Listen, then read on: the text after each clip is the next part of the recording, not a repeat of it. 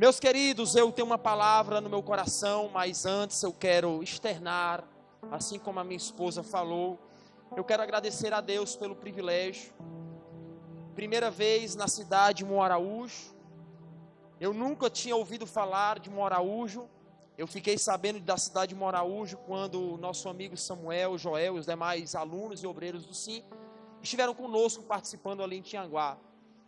E de antemão nós aceitamos o convite de estar com os irmãos e eu agradeço ao Senhor por cada oportunidade, pela vida do vosso pastor, pela vida da esposa do nosso pastor, nosso amigo, o pastor Neto Salgado, sua esposa irmã Ana, suas filhas, sua família, toda a igreja. Eu quero abraçar a todos que fazem o departamento de missões, abraçar a todos aqueles que trabalharam de forma, podemos assim dizer, às vezes ao extremo, aqueles que trabalharam diretamente e indiretamente. Irmãos que passaram a tarde toda e às vezes até as madrugadas para poder trabalhar em prol desse congresso de missões. Que a bênção de Deus possa repousar sobre a vossa vida. E saiba que a vossa recompensa vem do Pai das luzes, do nosso Senhor e Salvador Jesus Cristo.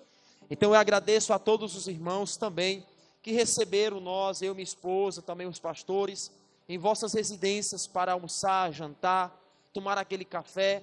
Eu agradeço por tudo, meus irmãos. Então, muito obrigado pela vossa recepção.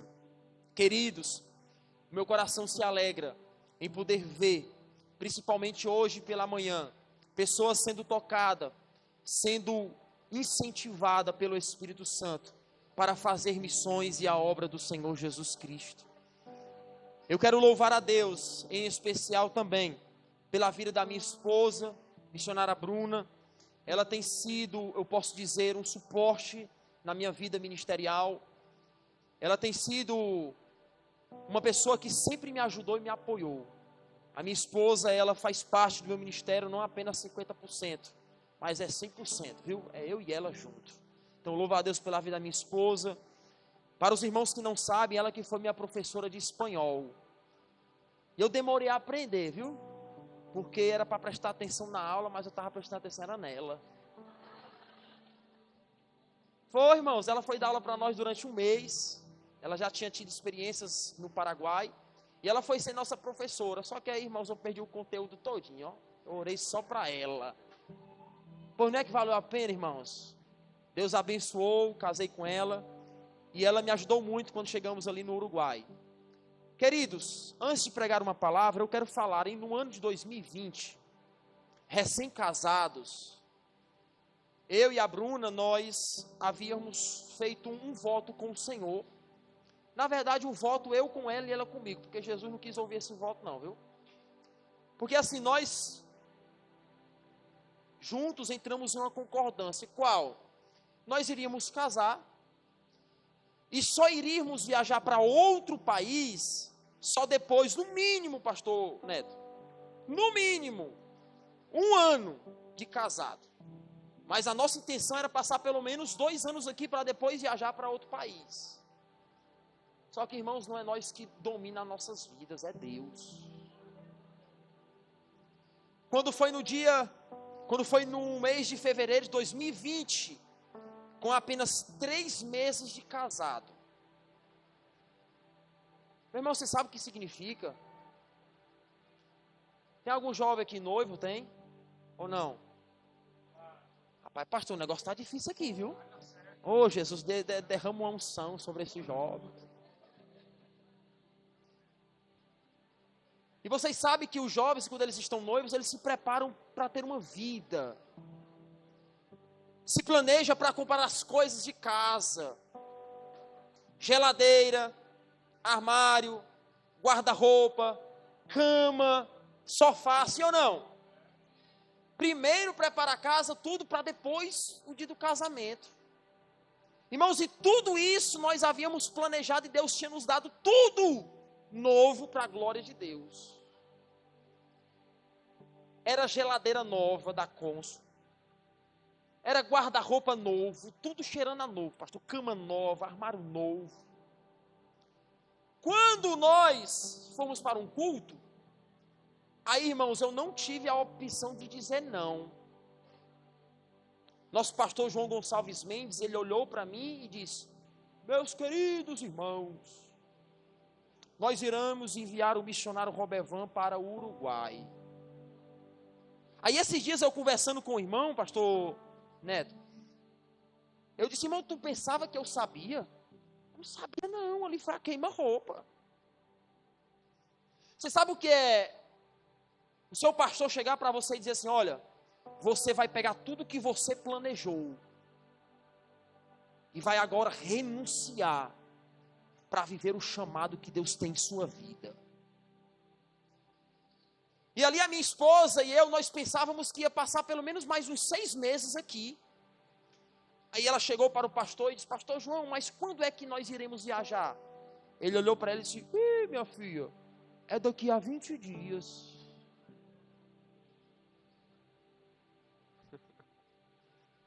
Irmãos, nós choramos, mas o maior choro foi quando nós chegamos em casa. Quando nós abrimos a porta assim, aí nós começamos a olhar para tudo aquilo que nós havíamos planejado.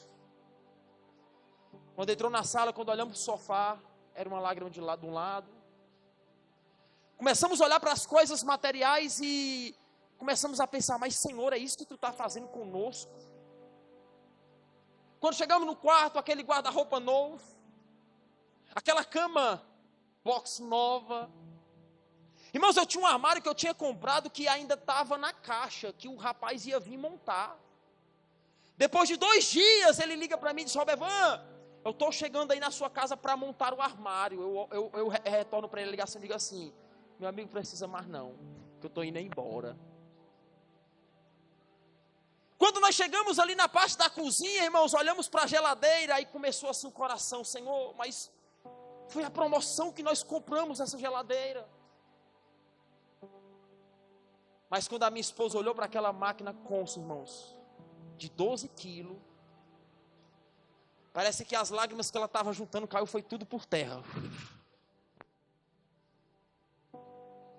E depois de refletirmos naquela convocação, eu olhei para ela, nós nos abraçamos em casa e disse: amor, vai valer a pena.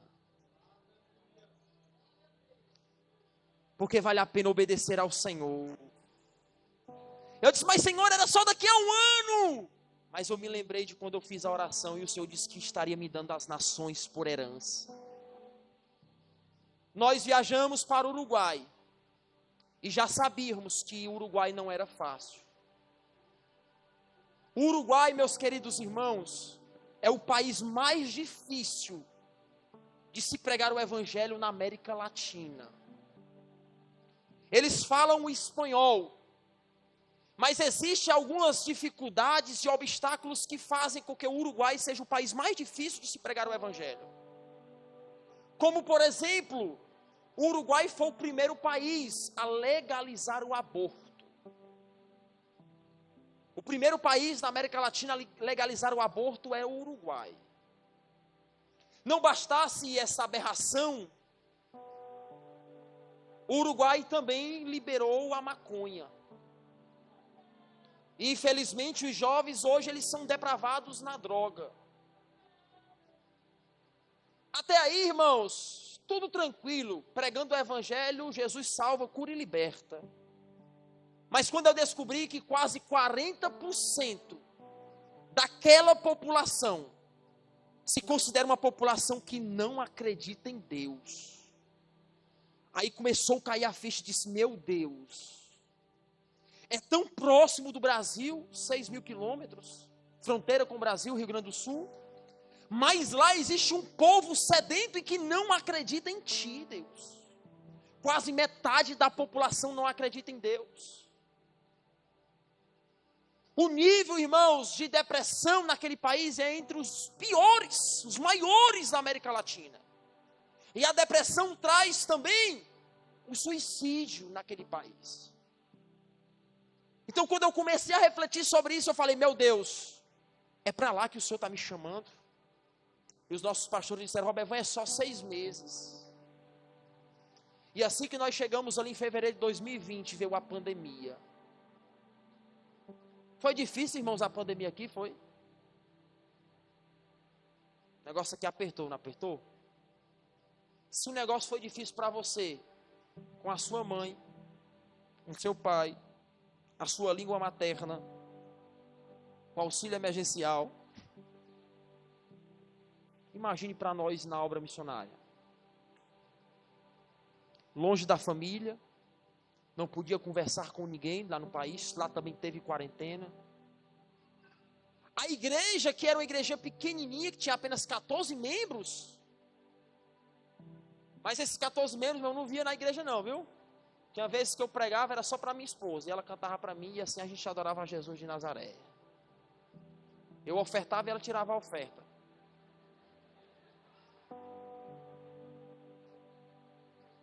Na verdade, eu fui ao Uruguai para ser tratado por Deus. Porque Deus faz assim. E quando chegou naquele país, irmãos, veio a pandemia, depois aí de fevereiro, e começou a chegar lá, o negócio começou a apertar, veio o lockdown, todo mundo teve que ficar interno. Mas deixa eu te falar uma coisa. Deus, Ele cuida de tudo. O Uruguai, irmãos, o custo de vida lá é 3 vezes mais do que o Brasil. É conhecido como a Europa da América Latina. Tudo é caro. E as nossas compras nós fazíamos na fronteira, a 70 quilômetros no Brasil. Porque sairia muito melhor para nós. Mas agora como? Como fazer as compras se as fronteiras estavam fechadas? E a ajuda que nós recebíamos da igreja, teve que cortar uma parte. Porque o negócio apertou para todo mundo. Mas como disse o pastor ontem, esse Deus não é gente como a gente. Eu nunca prosperei tanto durante esses 2 anos da pandemia em outro país, que a ótica humana era sobrenatural, mas Deus é especialista em fazer milagre. Não faltou nada. Eu conseguia tirar do meu dinheiro para investir no templo. Uma vez eu conversando com um pastor amigo meu na Argentina, viajei lá e ele disse: ó, Bevan, como é que tu fez a reforma desse templo? Tu recebia um valor por fora? Eu disse assim, não. Eu recebia só uma ajuda de R$800 por mês durante a pandemia. Mas como é que tu fez isso tudo? Investiu R$12 mil em 2 anos? Não sei dizer. Não sei.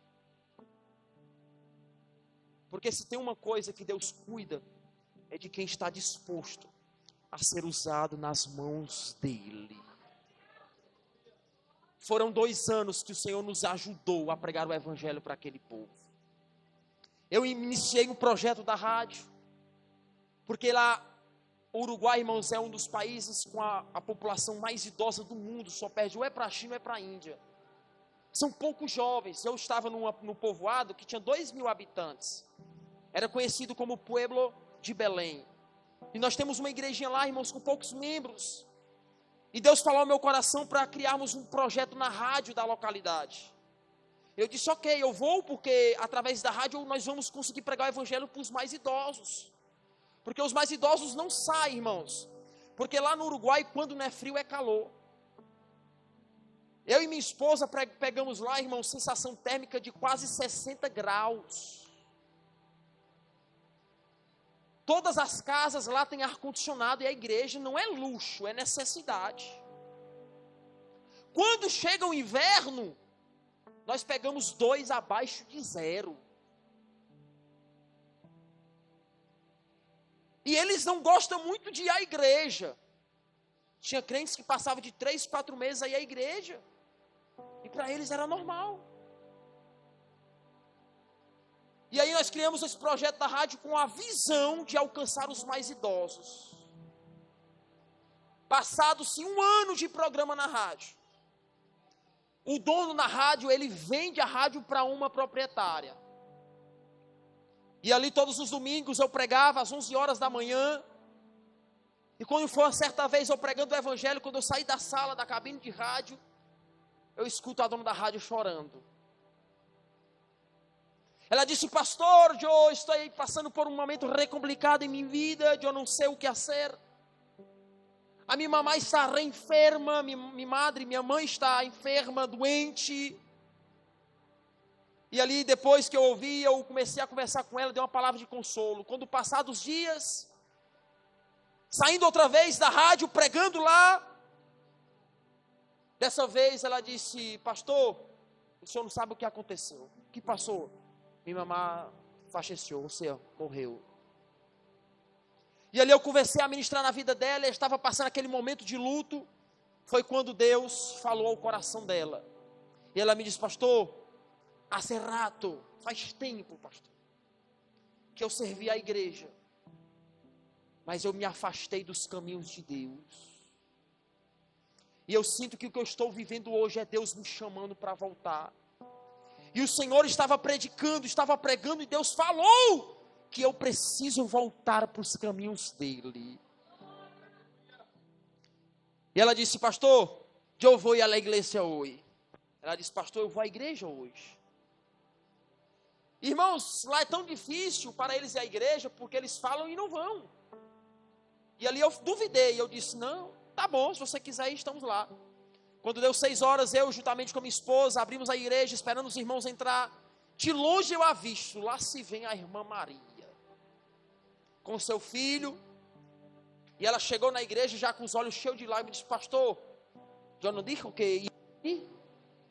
Eu não disse que ia vir? Aqui eu estou. Foi feita a pregação, um amigo meu que eu levei a pregar naquele dia, ela aceitou a Jesus Cristo, se reconciliou. Irmãos, passados dias e meses, quando chegou o dia de eu ir embora, e ela firme na igreja, servindo a Deus, eu disse: irmã Maria, chegou o nosso tempo no Uruguai, nós temos que voltar ao Brasil. E ali ela começou a chorar e falou assim: pastor, o senhor vai, só que eu vou permanecer firme, porque eu aprendi com o senhor, que eu não posso estar firmado em homens, mas em Jesus Cristo de Nazaré. Aí eu disse: amém, irmã Maria, mas eu fico feliz. Ela disse: pastor, e outra coisa, o outro pastor que vai entrar, ele vai acabar com o programa na rádio? Eu disse: não, eu creio que ele vai continuar. E ela falou assim: pastor, pois faz disso. Se ele não quiser continuar, o senhor me permite abrir um programa só de louvor de Jesus? E outra coisa, pastor, se ele quiser continuar, pode avisar a ele que não precisa pagar mais nenhum real. Não precisa dar mais nenhum peso metical, nenhum peso uruguaio. Irmãos, Deus vai muito mais além. O desejo do meu simples coração humilde e falho era tentar ganhar os mais idosos. Mas Jesus, ele foi na fonte. Ele ganhou, foi a dona da rádio. Sabe quando você pensa, é só mais uma evangelização, você está enganado.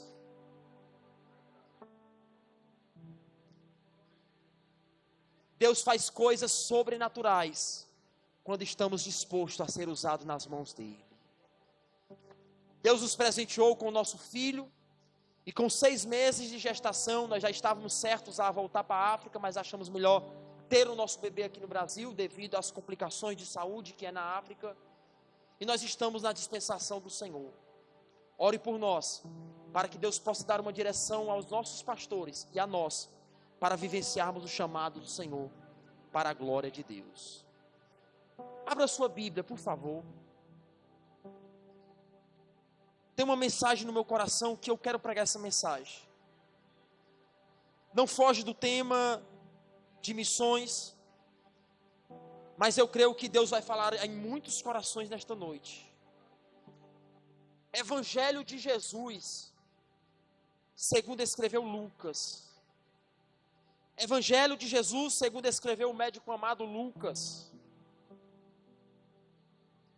É muito conhecido. Essa história, ela fala muito bem sobre a nossa missão aqui nessa terra. Lucas capítulo 5, mais precisamente o versículo 1 em diante. Eu vou fazer uma leitura um pouco rápido, mas depois iremos pensar nesse texto, para nós ganharmos tempo. Lucas capítulo 5, versículo 1 em diante, diz assim: E aconteceu que, apertando a multidão para ouvir a palavra de Deus, estava ele junto ao lago de Genezaré. E viu estar 2 barcos junto à praia, e os pescadores, havendo descido, estavam lavando as redes. E entrando num dos barcos, que era o de Simão, pediu-lhe que afastasse um pouco da terra. E assentando-se, ensinava do barco a multidão. E quando acabou de falar, disse a Simão: Afasta-te ao mar alto, e lançai as vossas redes para pescar. E respondendo Simão, disse: Mestre, havendo trabalhado toda a noite, nada apanhamos. Mas, segundo a tua palavra, lançarei a rede. E fazendo assim, colheram uma grande quantidade de peixe. E rompiam-se-lhes as redes. Só até aí, irmãos, para nós ganharmos tempo. Eu olho para Jesus e vejo que Deus, ele é especialista em fazer o sobrenatural. Só que na mesma mão do sobrenatural existe o natural. E tudo que é natural, que é possível, cabe a nós. Tudo que é possível, Deus deu aos homens, à sua igreja. Mas quando se trata naquilo que é impossível, sobrenatural, isso é de responsabilidade de Deus. Deus nunca nos chamará ou nos convocará a tentar fazer algo impossível, porque isso não pauta em nossa natureza humana. Mas Deus, ele deseja ardentemente trabalhar ao nosso lado. É Deus pegando em nossa mão e falando: faz o possível, e o impossível deixa comigo. É Deus olhando para você e dizendo assim: olha, a sua missão é apenas falar, deixa que eu visito os corações e convenço do pecado, da justiça e do juízo. A nossa missão é, em fé, se ajoelhar e tocar na orla, mas a purificação vem de Deus. A nossa missão é afastar a pedra do sepulcro. Porque quando nós agimos no que é possível, Deus, ele age naquilo que é impossível. Missões, salvação de vidas, é uma junção do natural e o sobrenatural. É o possível somado com o impossível. O possível é você estar disposto a sair nas ruas. O impossível é Deus salvar o cachaceiro da cidade. O possível é você ir e falar de Jesus para o pior traficante daqui dessa cidade. O impossível é através da sua pregação, o Espírito Santo convence ele e faz dele um pregador do Evangelho. Essa história narra muito bem o que é possível aos homens e o que é impossível que Deus faz. Capítulo 5, irmãos, do versículo 1 ao versículo 11, narra a história do chamamento dos discípulos. E também a narração da primeira multiplicação ali, podemos dizer, da pesca maravilhosa. Só que eu vejo alguns princípios no versículo 1 que chama a minha atenção. Coloca o versículo 1. Tendo, pois, muitos, versículo 1, Lucas 5, capítulo 5, versículo 1. Veja, irmãos, nesse versículo um princípio fundamental. E aconteceu o quê? Apertando a multidão para ouvir a palavra de Deus. Pensa comigo. Aí existe uma multidão, sim ou não? Aí existe um povo. Aí existe uma nação. Aí existe pessoas desesperadas. Perceba que a expressão que Lucas usa é apertando a Jesus. Você sabe o que é apertar? É totalmente diferente de tocar. Apertar, só quem tem um momento de vida ou morte. O fato da multidão apertar mostra o tamanho desespero deles. Só que o que me chama a atenção, irmãos, não é o fato de apertar, mas é porque eles queriam ouvir a palavra de Deus. Porque em meio à multidão havia aqueles que queriam milagres, verdade. Em meio à multidão haviam aqueles que queriam criticar, verdade. Mas também havia uma multidão que estava desesperada e apenas queria ouvir a palavra de Deus. E eu posso olhar para essa multidão e afirmar que o caso dela não era urgente. Porque há uma diferença do que é urgente para aquilo que é emergente, ou seja, de emergência. O que é urgente, dá para esperar mais um pouquinho. Mas quando se trata de emergência, é caso de vida ou morte.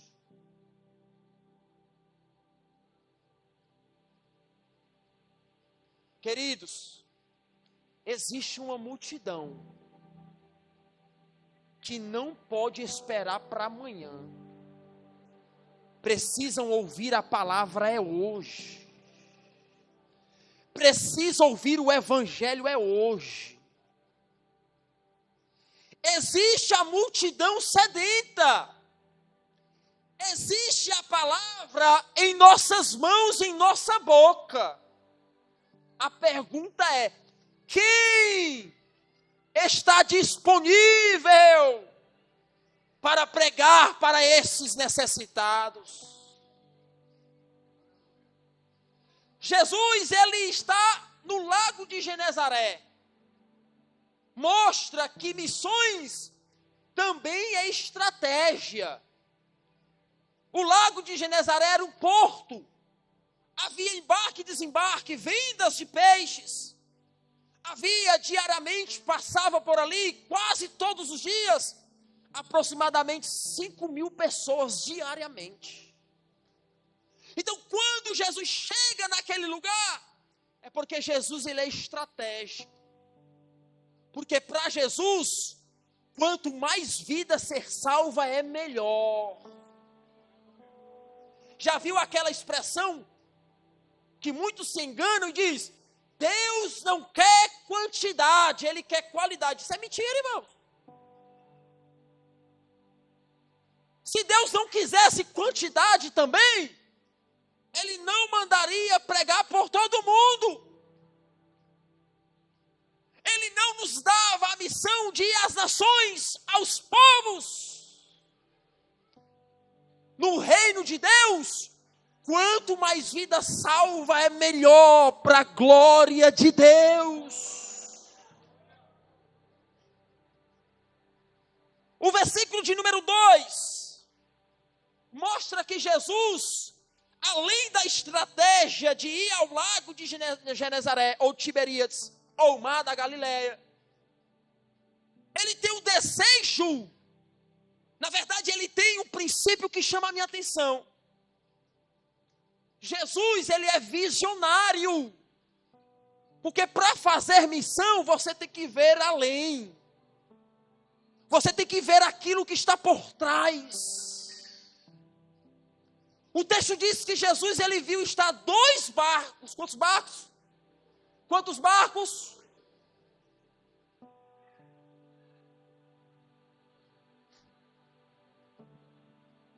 Na ótica de Lucas, e na ótica humana, era apenas 2 barcos. Mas essa é a visão natural. Mas Jesus, ele não viu apenas 2 barcos. Jesus viu oportunidades para pregar o evangelho para aquela multidão. Não é apenas 2 caixas de som, mas é uma grande cruzada que prega-se e o Senhor ganha vidas para o seu reino. Não é apenas um momento de congresso, mas é a oportunidade de despertarmos para o grande chamado missionário. Porque ser visionário vai muito mais além do natural. Jesus vê 2 barcos.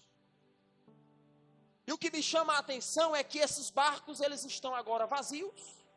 Os pescadores haviam descido deles, estavam lavando as redes, posteriormente iriam guardar. E Jesus avista os barcos parados.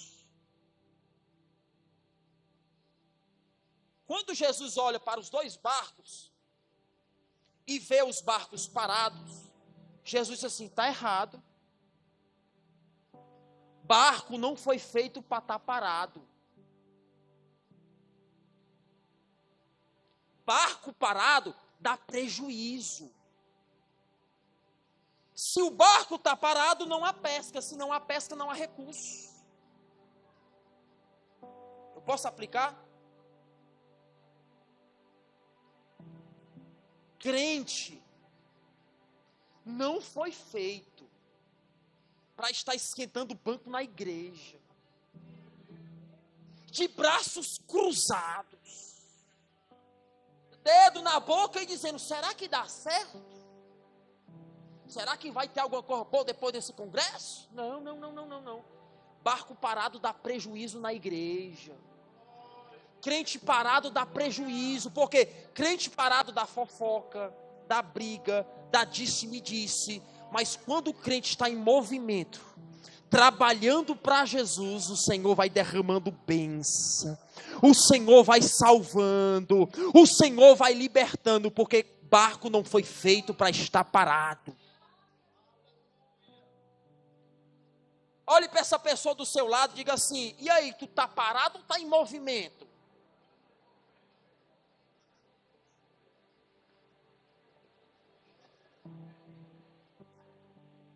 Fica tranquilo, viu? Ah, Robert, voltou parado. Fica tranquilo, porque o grandão da Galileia te viu hoje.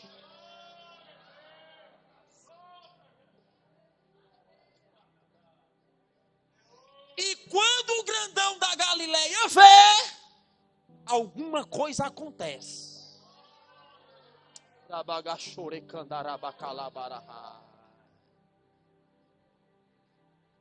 Aí Jesus vê os 2 barcos parados, o instrumento de pesca sendo lavado para ser guardado. Aí Jesus diz: está errado. Aí o texto diz que Jesus escolhe um dos 2 barcos. O barco de quem, irmãos? O barco de Pedro. Pedro e André. Pedro e André, é o barco de vocês que eu quero. E o de João e Tiago? Por enquanto fica aí. Se você me perguntar: Robervan, por que o barco de Pedro? Não sei, ele quis. Quem acha ruim, tem que reclamar com ele. Porque na igreja existe essa síndrome, né? Por que ele? Por que ela e não eu? É porque Jesus quis e viu. Mas fica tranquilo, que o barco de Pedro não é mais importante do que o barco de João. Porque Jesus viu os dois. E para os dois, ele tem uma missão específica.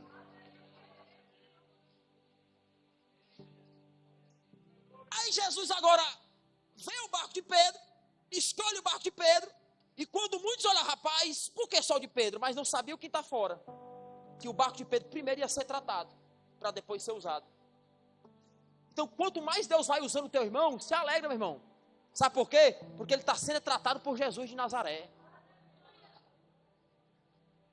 Aí, irmãos, aqui vem uma cena na minha cabeça. Por quê? Porque Jesus agora vai entrar no barco de quem? De Pedro. Quem aqui já foi à praia e já teve o privilégio de andar de jangada? Quem aqui já foi à praia e já andou de jangada? Irmão, não é pecado não, viu? Vou logo dizer que eu não tem medo, né? Não é pecado andar de jangada não, viu? Quando eu cheguei do Uruguai, pastor Neto, eu tive o privilégio de andar de jangada. E isso chamou muito a minha atenção. Por quê?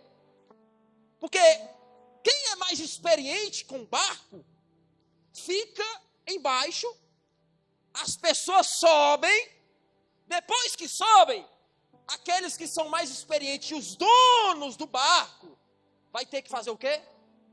Empurrar o barco.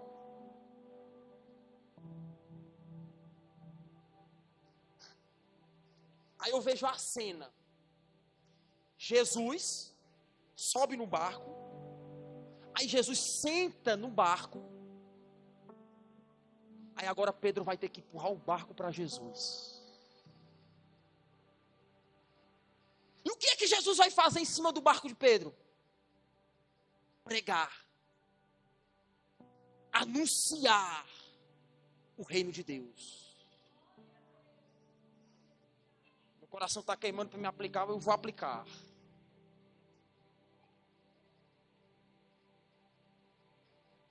Não é só entrar no barco. Precisa-se daqueles que empurram o barco para aquele que quer ir pregar.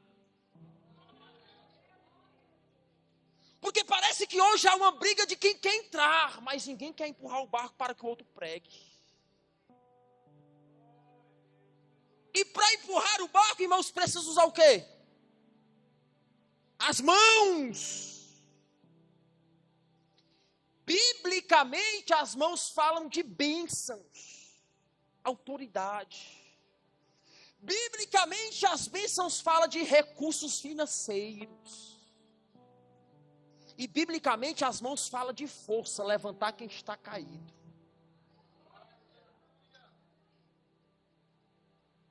Porque hoje tem todo mundo que quer entrar no barco, mas ninguém quer empurrar o barco. Mas em nome de Jesus, o Senhor vai levantar, pastor Neto aqui em Moraújo, uma geração que vai empurrar o barco. Vai dar força, vai ofertar, vai abençoar, e vai dizer assim, ó, eu não posso ir, mas vai que eu te ajudo.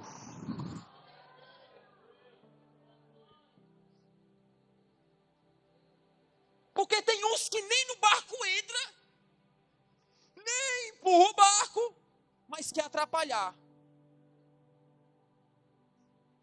Tem ou não tem, irmãos? Tem. Para que fazer missões? Se esse dinheiro podia ser usado para isso, para aquilo. Aí Jesus agora entra no barco. Pedro vai empurrar o barco para Jesus. Aí Jesus começa a pregar para a multidão. Irmãos, a hora já foi.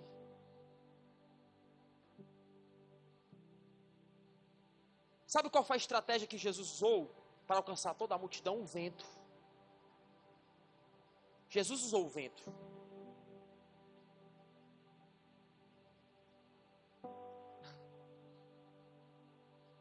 É muito lindo, porque Deus faz até dos ventos como ministros do seu evangelho.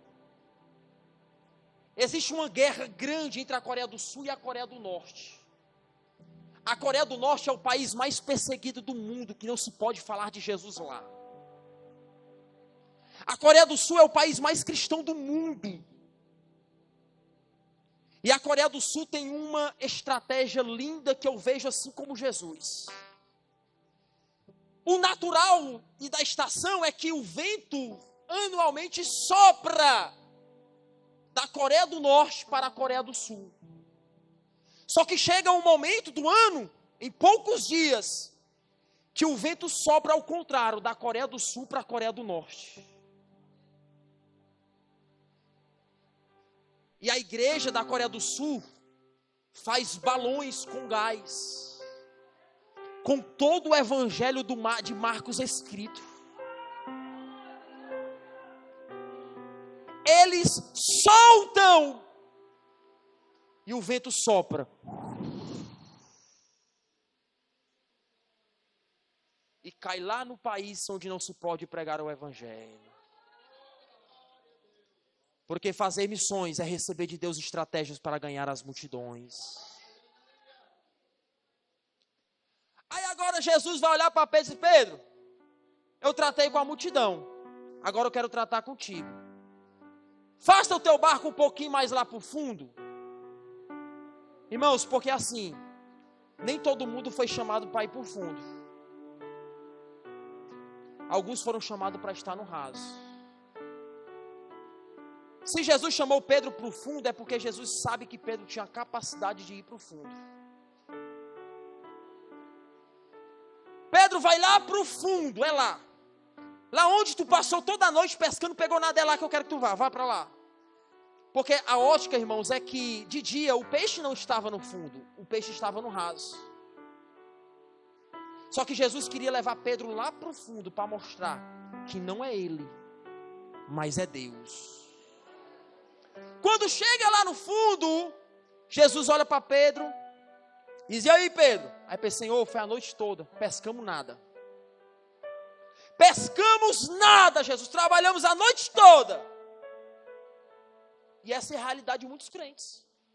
Trabalha, mas não é com Jesus ao lado. E não há resultado. Aí Pedro diz: mas Senhor, segundo a tua palavra, eu lançarei as redes. Havia em Jerusalém, naquela região da Judeia, 2 tipos de redes. Havia as redes de arrasto, amarrava na polpa de um barco, na outra polpa, e eles iam do fundo até o raso pescando. E havia também as redes, parecido com as redes de tarrafa, de chumbadas, que eram aquelas redes que iam mais para o fundo. E eu vejo que Deus, ele tem 2 tipos de rede para usar no reino. Ele usa as redes no fundo, mas usa as redes também no raso. Deus usa as redes que ele quer lançar para outras nações, mas ele usa as redes também que ficam aqui no raso, em Moaraújo, pregando o evangelho aqui neste lugar. A rede de Pedro não é mais importante do que a de João que ficou. Porque enquanto uns estão indo para o fundo, outros estão fazendo no raso. Tem algum pescador em nosso meio? Tem? Não está difícil hoje de pescador. Ninguém foi à praia aqui, o negócio está difícil. Eu também gosto de pescar. Pesquei muito de tarrafa, de galão. E existe uma coisa chamada na rede de malha. É aqueles quadradinhos. Aqueles quadradinhos, eles determinam quais os tamanhos dos peixes que vai ser pescado. Quanto maior o quadrado, maior são os. E quanto menor o quadrado, menor são os. E eu vejo, irmãos, que existem muitas igrejas hoje que a malha é 15, 16, 20.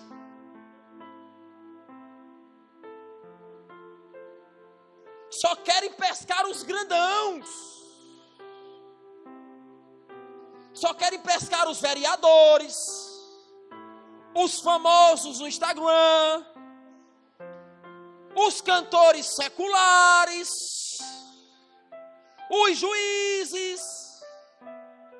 Tem igreja que só quer ganhar os grandãos. Mas a rede do evangelho, ela não é assim. A rede do evangelho, ela é uma piabeira. Você sabe o que é a piabeira? É o menor quadradinho que tem. Quando você arremessa e puxa, vem tudo. Vem peixe pequeno, vem peixe médio, vem peixe grande, vem pedra, vem sujo, vem tudo.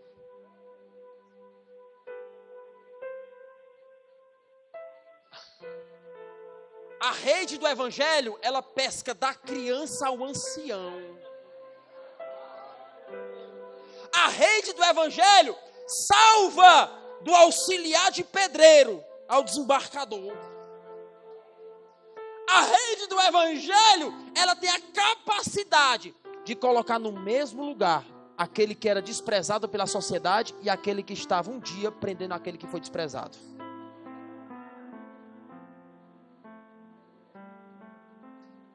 Aí quando eles lançam a rede, eles escolhem uma quantidade grande de peixe.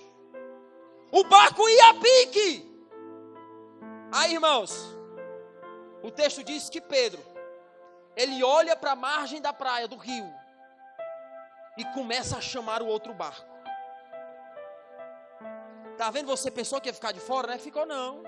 Você vai participar da bênção de Deus. E começam a acenar para eles e diz: venham nos ajudar, porque o que nós escolhemos também é para vocês. Se Jesus está salvando o lar, você faz parte aqui também. Se o Senhor salva um ou dois, você faz parte também. E quando eles terminam de pescar, a festa é linda. Aí o texto diz que deixando tudo, as redes, o barco, seguiram a Jesus. E depois que eles passaram a seguir Jesus, Jesus fala assim para eles: agora em diante serão pescadores de homens. Mas como pescar? Se eles não tinham mais redes, não tinham mais barcos. Sabe o que era? É que a partir de agora, Pedro, Tiago, João, André, eles não seriam mais pescadores nas mãos de Deus. Eles seriam redes nas mãos do pescador que é Deus. Fique de pé.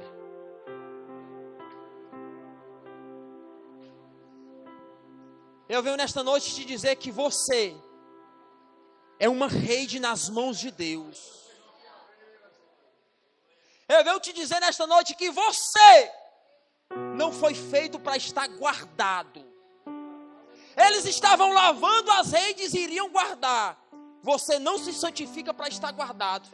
Você se santifica para ser lançado pelo pescador que é Deus. E eu aprendi que as redes, elas não escolhem aonde vão pescar.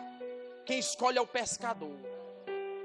Você não pode dizer: eu não vou para lá, porque você não tem escolha, você é rede.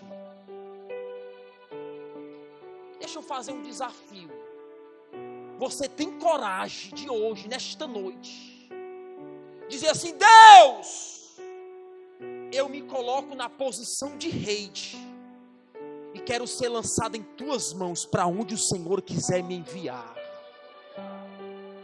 Saiba de uma coisa: Deus pode te lançar no raso, como Deus pode te lançar no fundo. No fundo não é fácil, mas no fundo onde tem os melhores peixes. Eu me lembro que muitas das vezes quando eu iria pescar, pastor Neto, e eu lançava a rede, a tarrafa no fundo, e havia muita lama lá no fundo.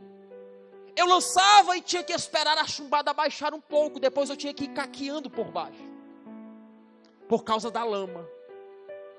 Ninguém queria pescar no fundo por causa da lama. Mas lá na lama, dentro da lama, era onde estavam os melhores carás, era onde estavam as melhores traíras, era onde estavam os peixes melhores do lamaçal de pecado. Sabe, aonde ninguém quer ir, Deus quer te usar para ir. Sabe, entre as prostitutas é lá que Deus quer te usar. Sabe, nos presídios é lá que Deus quer te usar para você pregar. Porque é através de você que Deus vai levantar homens e mulheres para anunciar o evangelho de Jesus nessa terra. Se você quer ser usado nas mãos de Deus e tem ousadia de vir à frente, venha. Junto nós iremos juntos estar nas mãos de Deus para ser lançado.